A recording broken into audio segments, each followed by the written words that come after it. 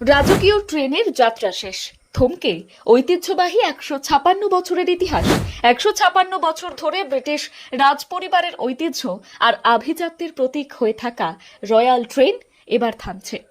1869 সালে রানী ভিক্টোরিয়ার আমলে শুরু হওয়া এই ট্রেনটি কেবল রাজকীয় পরিবহনের মাধ্যম ছিল না, বরং একটি ব্রিটিশ ইতিহাস, সংস্কৃতি এবং প্রযুক্তিগত অগ্রগতির অবিচ্ছেদ্য অংশ ছিল।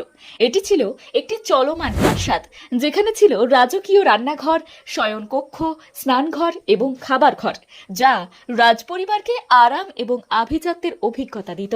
বর্তমানে উচ্চ পরিচালন ব্যয়, আধুনিক বিকল্পের সহজলভ্যতা এবং জনসমালোচনার কারণে ব্রিটিশ এই ট্রেনকে অবসরে পাঠানোর সিদ্ধান্ত নিয়েছে।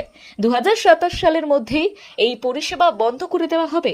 এই সিদ্ধান্ত রাজপরিবারের পরিবহন ব্যবস্থায় এক নতুন যুগের সূচনা করেছে, যেখানে তারা আরও উন্নত, পরিবেশ বান্ধব এবং সাশ্রয়ী পরিবহন ব্যবস্থার দিকে ঝুঁকেছে।